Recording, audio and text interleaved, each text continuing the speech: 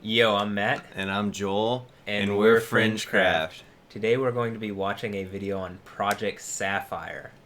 Yeah, Project SAFIRE is an energy research project where they built a plasma reactor. And it differs from the typical tokamak structure, if you're familiar with it, in that they're trying to replicate the sun as it's observed. So it's actually a metal ball anode that they use to hold the plasma. So if you guys aren't familiar, plasma is the high energy form of matter that is like believed where fusion happens. And we all know from 8th grade science class, the sun has nuclear fusion, but here on Earth we have not been able to replicate it in a way that is energy efficient. And in the Project SAFIRE, they refer to fusion as transmutation because they have an entirely different theory of what's going on at the atomic level. But part of their belief is that we've had these more and more complex iterations of like the machine we try to do nuclear fusion in. So originally it was, the plasma beam tunnel that they were, like, for example, if you watch Bob Lazar's research at Los Alamos or any of the Los Alamos research from the 70s, it would basically shoot a lightning bolt down a tunnel.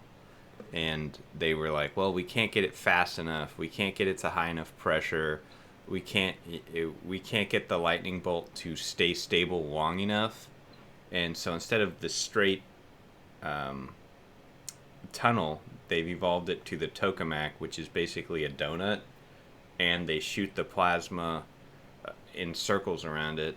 So that's called the tokamak design. That's like a mainstream nuclear fusion attempt. And in that, they can keep the plasma alive for, several seconds. I mean, you can think about it's like a lightning bolt going in a circle. And, that has its own problems. They can't keep it stable long enough. And Project SAFIRE has some breakthroughs that we'll have to take at face value because they haven't released the construction plans or enough details that you could replicate it, but they will explain the intuition of what they're doing. And it's basically that plasma is stable on the sun, but it doesn't have this super complex design where it's like twisting, winding magnets and crap. It's just a ball. Okay, so they've tried to replicate that, and we'll see some of their success and some pretty cool video footage from their I guess, what do you call it, plasma stabilization experiments? The SAFIRE plasma reactor. So yeah, there you go, the SAFIRE plasma reactor. And I believe this is from their YouTube channel, the SAFIRE project, spelled with an F, not PH. So we're gonna watch this video, and if you like this content, please like the video and subscribe to us, and we'll be doing more videos like this. So without further ado, let's get into it. Let's go.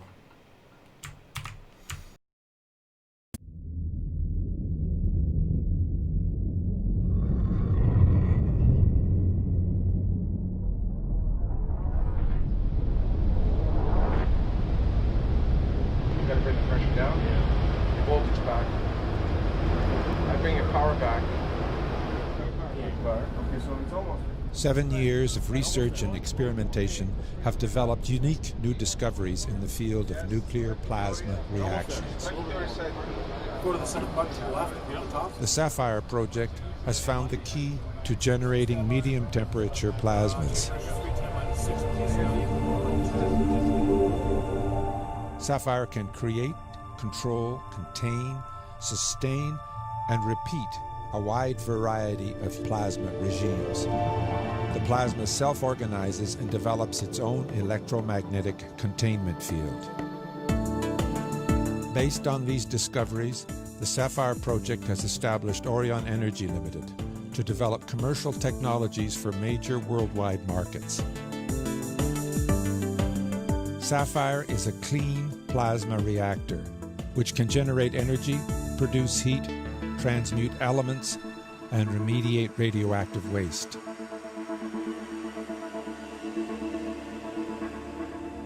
How does SAFIRE work? We introduce hydrogen into the chamber. The anode is a metal alloy. The power going in is electrical. The reaction at the core generates heat. The heat creates steam to run a turbine to generate electricity. The hydrogen can be captured and reused. The output is electricity, the majority going to an external grid. Any surplus can be routed back to the power input. To date, after the reactions, all measurements and analysis show this to be a clean process, producing no negative radioactive side effects. In fact, note that nuclear radioactive materials are not required.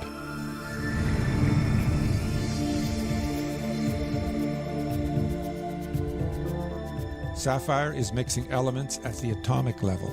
What you are looking at is a patented design that uses atomic hydrogen in a self-organized plasma. The atomic hydrogen interacts with the other elements in the chamber, causing nuclear reactions that are transmuting elements from one to another. And these are the elements that SAFIRE produced as a consequence of the nuclear reactions. So far.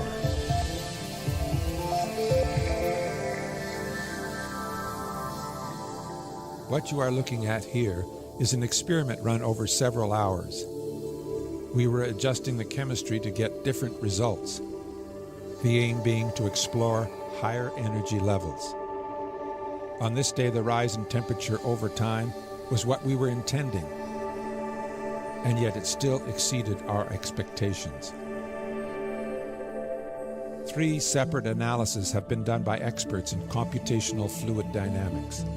All 3 predicted that with 100% input power, we would reach the thermal limit of the chamber. And for 3 years, these predictions had been accurate. But with our new adjustments and using only 7% input power, we very quickly reached the thermal limit. It was the elemental transmutations that were responsible for the rise in temperature over time. That was almost 14 times what was predicted.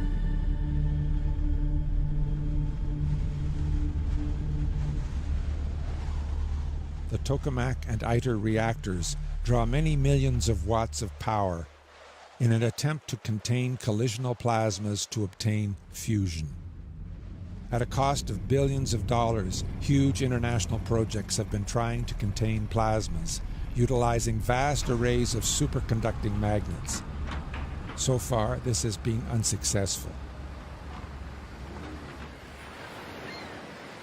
Fission reactors split the atom, and although they have an efficiency of around 35%, they also produce radioactive waste. This radioactive waste is being buried in the ground or stored in facilities at enormous expense. None of it is benign. Some of it is still deadly, even after a half-life of over 1 million years. How is SAFIRE different? Leonard, cold fusion, and all existing fission reactors are low or low-medium temperature nuclear reactors.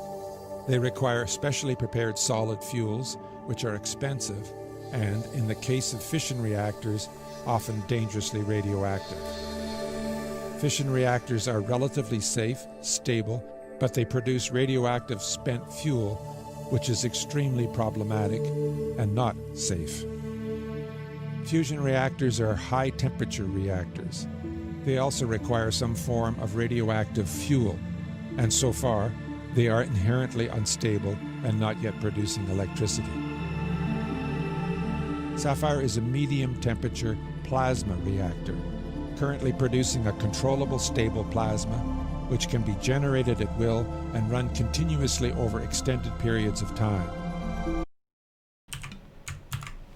Okay, so obviously we're watching kind of like an advertisement of their, alleged technology that they're building, but I do think it passes the sniff test in that, well, we want to replicate the function of the sun. Let's build something similar to the sun, and like the footage they showed earlier, it looks like a miniature sun to me. Like there's different aspects to it. Like it's got those that like the corona around it and stuff like that. It's a different. It looks like it's a different color, but I don't know that that's an actual. Like I don't know what wavelength they're capturing the footage. Camera is capturing it in. The camera is capturing it in. It also seems to have like that dotted structure. Oh yeah, they call that the plasma tufts, like the dots that show up around it. And doesn't that happen on the sun as well? Yeah, so the sun has tufts. I don't know how much time you guys have spent staring at the sun, but the sun is known to have tufts, which is basically plasma that comes to the surface in columns, okay, from wherever they originate, wherever, supposedly the core, but do we really know? I don't know. There are tufts on the sun, and there's way, way, way more tufts on the sun than in that SAFIRE reactor, because the SAFIRE one looks like it had maybe 100 tufts at most, and they're pretty far apart. So that's like a phenomenon that they discovered, which is self-organizing plasma. And in the sun, you see sunspots and solar flares, which is the tufts reorganizing themselves. So there's like an energy balance between the surface. And it's just like the natural way it organizes. Like if you imagine like you're stuffing a bunch of, let's say, tennis balls on the surface of a table and you push it together, you'll notice it bunches up in a way that's like hexagonal. Like it's a similar phenomenon. It's self-organizing once you compress all the energy into a single spot. So I think that it's a promising thing, but you have to keep in mind this is an ad, and like the transmutation and the reactor itself is proprietary information, or so they say. So,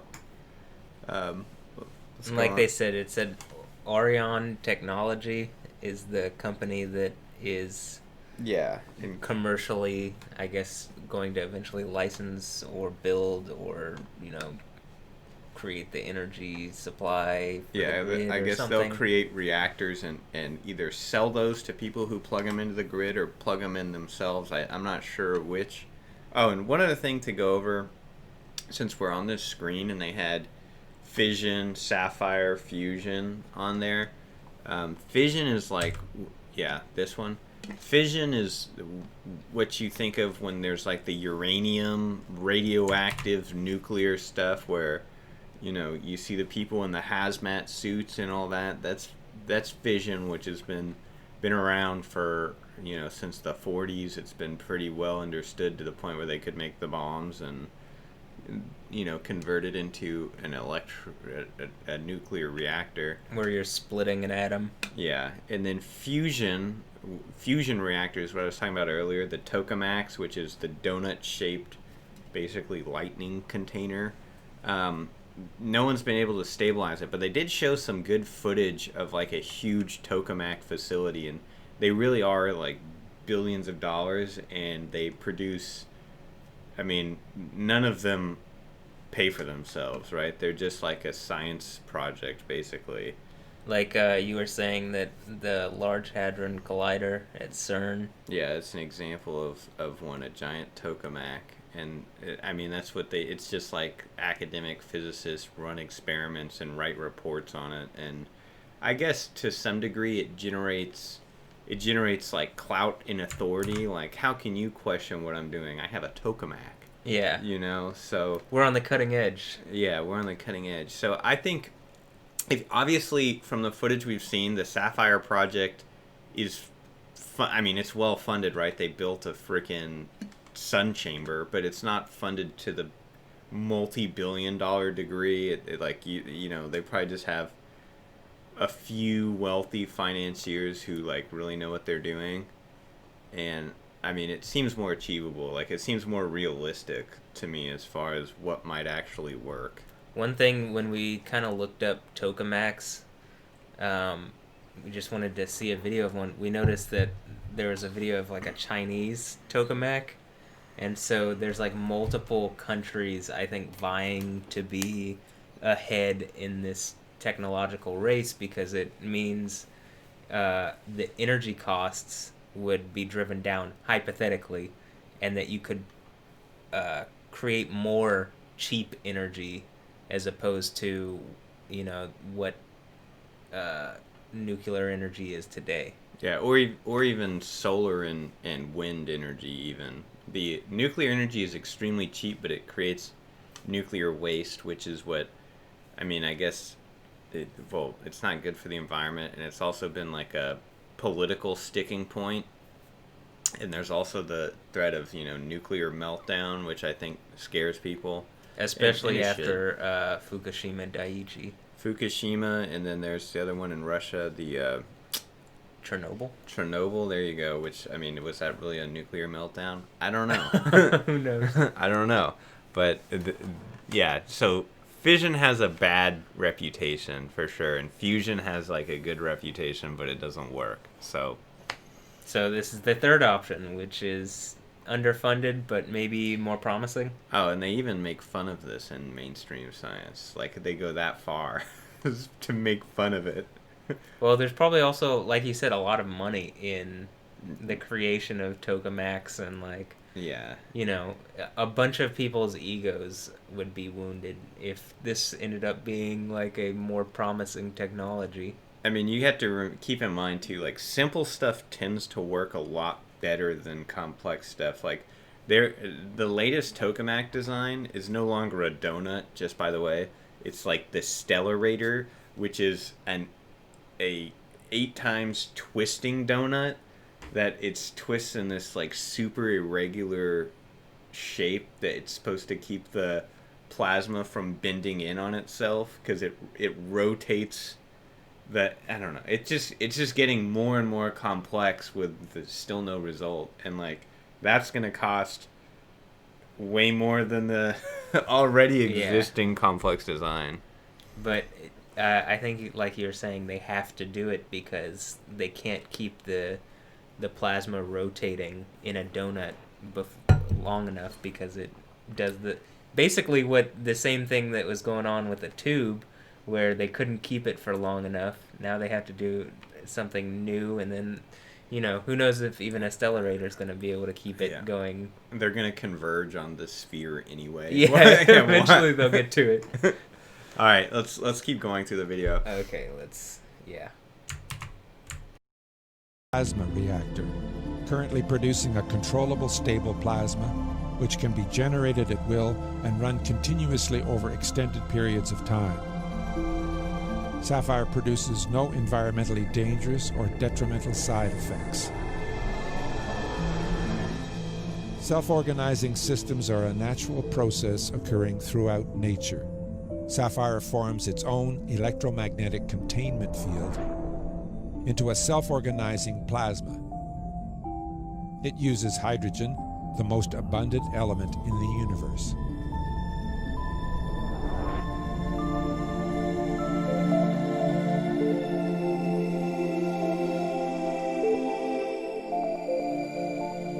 Out of the 11 most abundant inorganic elements found in the interstellar medium, 9 were also found in the SAFIRE reactor chamber after an experiment. They were not there before the experiment.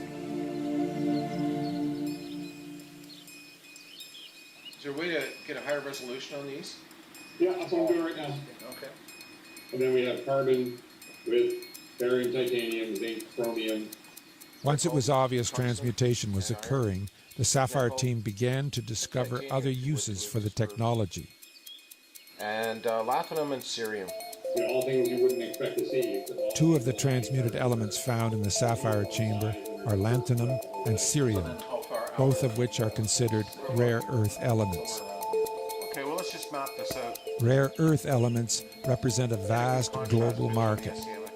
Mining them directly from the earth has a disastrous effect on the environment. Producing them in a clean lab would have enormous benefits. We asked him If we put our probe close to the anode, what's going to happen to it? If you're in this range of density... Go back like 2 seconds, or play it past this. Hang on, I just want to show you guys something. Keep going. There's how put-offs shows up in the next frame. So, not this guy, the next guy up here. Okay, does that guy look familiar to y'all? This is the same guy who's researching the alien metamaterials from the first video we did. So that's Hal Puthoff, who used to be the head of Project Stargate at the CIA. And he's like one of the 10 people at this lecture on the SAFIRE project. And if you watch some of his research, he's done like 0-point energy and obviously basically like top secret energy research. Maybe alien technology. Yeah, maybe quite like he literally is researching alien technology. And anyway, here he is showing up in the Project SAFIRE. Make of that what you will. All right, let's move on. If you're in this range of densities and electron temperatures, then this is what's going to happen to your probe. This must have been for a certain distance away, maybe like a centimeter away or something like that, right? This is not just some sort of layered linear plasma. These are rings. They're round rings. Studies done at MIT have shown that when radioactive waste is exposed to hydrogen isotope nuclei, the decay rate of the radioactive material can be accelerated, even to the point of neutralizing the radioactivity. SAFIRE creates an environment where hydrogen nuclei interact with other elements, creating double-layer shells. Within these shells, electrons, ions, and molecules are trapped by powerful electromagnetic fields. It is in this environment where radioactive material would be exposed to the hydrogen nuclei to remediate the radioactivity of that material.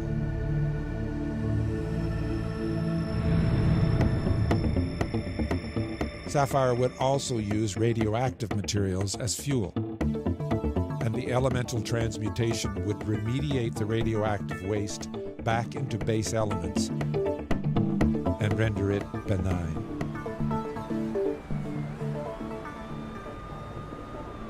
Right now, there are 450 successful nuclear fission plants on the Earth. Imagine if they could produce energy without creating radioactive waste.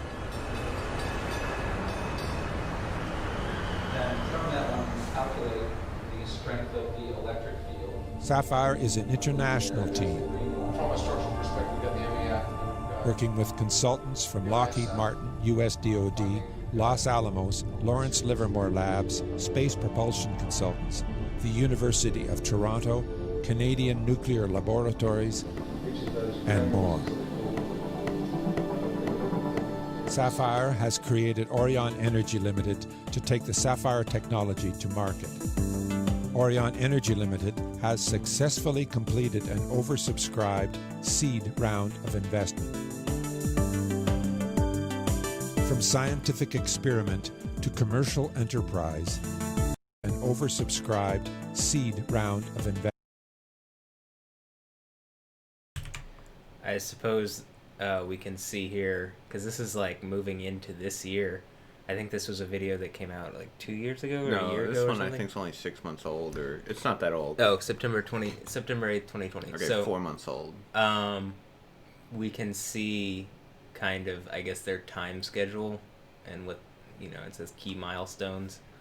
So they're gonna have some experimental upgrade the reactor, upgrade the reactor.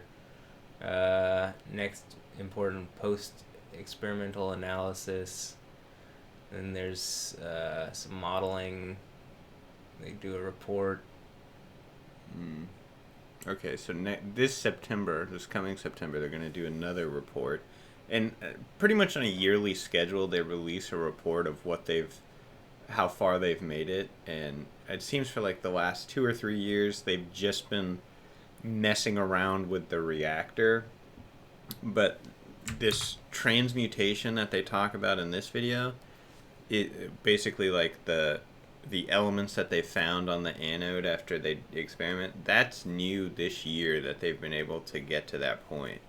So that's probably, I mean, I guess, assuming that what they're saying is true, that's a massive breakthrough. And that they're rare earths, like, that's a huge market, and it's also something that they're rare earths because there's not that much of it. So if you can just make new rare earths, it's like a boon.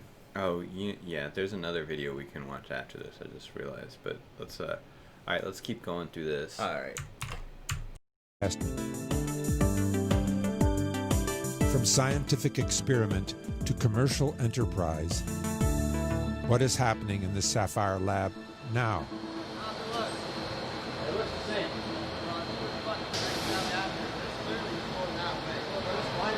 Upgrades are made to the SAFIRE chamber. Gas vacuum, panel. All opposed. Above -1 bar on the analog gauge. -1 bar. Check. Check. Refinements are made to the protocols, procedures, and instrument calibration. Check. Check. On panel vacuum control. This improves control and shortens the time between experiments. Sensing gas. The checklist for starting up SAFIRE cycles through 100 essential points. Check. Mass flow control is on. All the valves are closed. Close off. Running the SAFIRE reactor is like flying a 747 jet airliner. Check. Check. Without autopilot. Okay, left side of the panel. The team now focuses on repeatability. Check. Check. Yeah, that's clearly a 670. That's most likely lithium. Or the 674 showed up last weekend also. If we get that anode really hot again, I can do the step and glue so it's just like, say, from 500 nanometers on up to 700, because it'll collect the data a lot faster. Yeah, and we'll get more of an IR signature. Yes, get some power into that with this new chemistry. Just bring it right down. Just open the valve. 60. How many watts you got? What are those? What are those lines? There we go. 520, 520. There we go. Now we're getting sunlight. Now we're getting there. Are those the gold lines? Repeated testing yields results that accurately mirror previous experiments. The same type of tests yield the same type of results.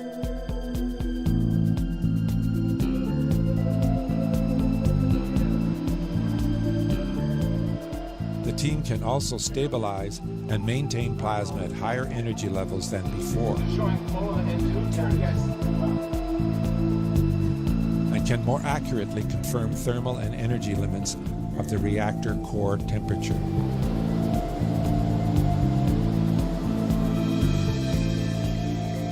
If we look at the SAFIRE plasma reactor as a commercial product, these are the key technologies involved.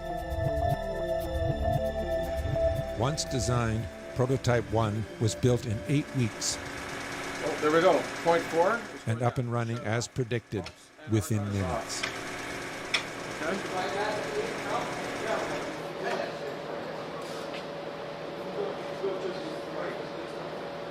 Once designed, the 44,000-part Prototype 2 was built in 10 weeks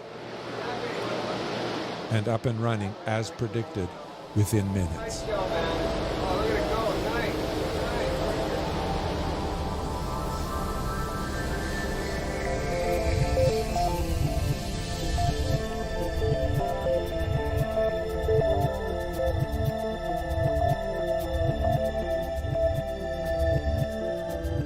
The fuel and reactor are new technologies.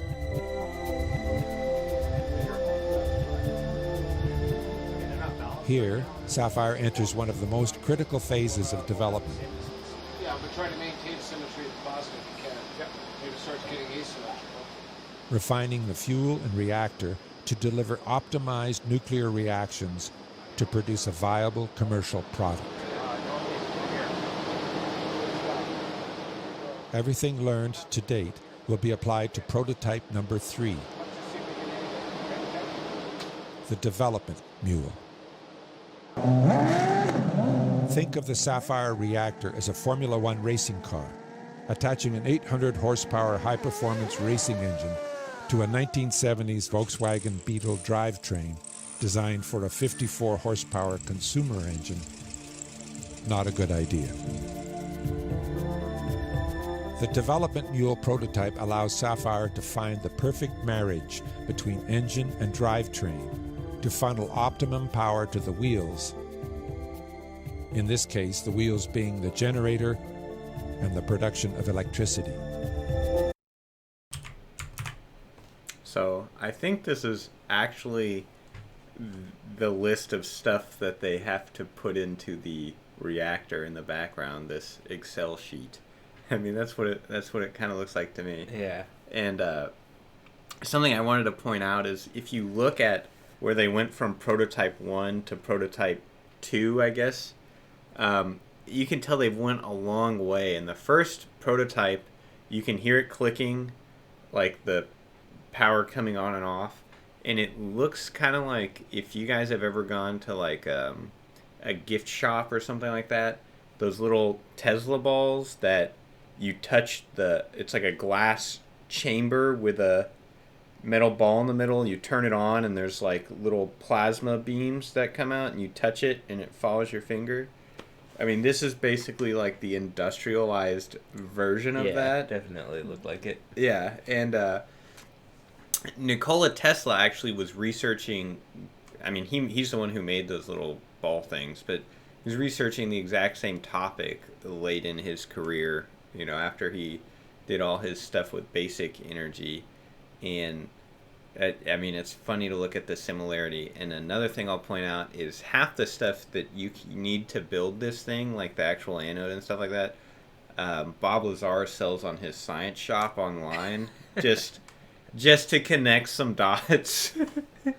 That's great. So, I don't know. I mean, a lot of things are converging on this technology. So, all right, let's keep going through here. The video's almost over. It is also here that things can begin to accelerate.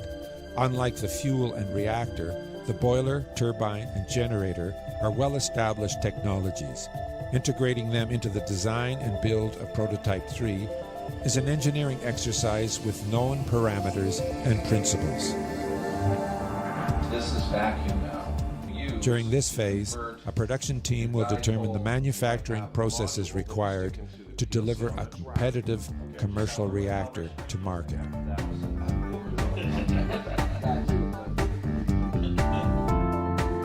SAFIRE will then design and build prototype number 4, an efficient and marketable commercial plasma reactor. It is here that variations of the design will be determined to address the requirements of the different potential markets. Orion Energy is focused on these key markets: clean energy, heating, production of rare earth elements, and remediation of nuclear waste. Each of these markets represents $1 trillion industry over the next 10 years.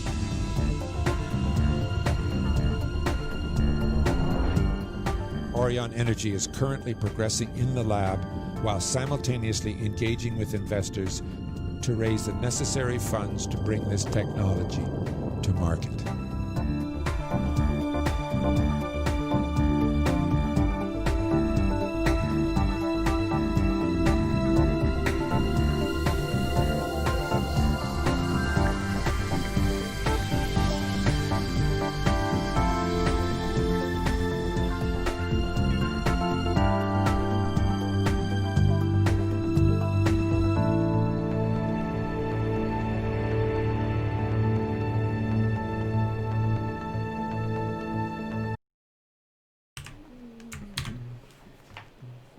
Well, all right. So, I mean, I hope y'all found that pretty interesting. I know the last bit of the video basically was pure advertisement. I mean, these are marketing videos, but they're also kind of keeping us, cluing us into where energy research is going. And those are a lot of big names involved, like as far as quote unquote, like out of this world or next gen technology is involved. And I'll point this out. So I want to point out a descendant of technology. So I mentioned Nikola Tesla, right? And that he was building something similar that I guess you can even buy in a gift shop, right? The toy thing, and I'm sure everyone can see the similarity between that just by looking at it. Tesla was doing high voltage research when he died, and he passed his notes on to John Trump, who was actually Donald Trump's uncle at MIT, and he was doing high voltage research, and that then went into, the CIA intelligence divisions were doing research on the same topic, and John Trump was also involved in UFO research as well as Hal Puthoff. Like, make of that what you will, but there is a direct descendancy of the technology from Tesla, MIT/Trump, UFO labs, Hal Puthoff, Orion Energy. Like, there's a direct Lineage, exactly. So there's reason to believe that, like, this is already, this is already has some sound theory or experiments behind it, and this is just like a public unveil. I don't know. I mean, maybe I'm just into that, like, spooky breakaway civilization, breakaway technology look at things, but I don't know. I hope you guys enjoyed that. Yeah, me too. Well, like and subscribe for more content like this. Leave a comment. Let us know what you think. Let us know if you think this is going to solve our world's energy problems. I've been Matt. I'm Joel, and we're FringeCraft. Later. See you guys.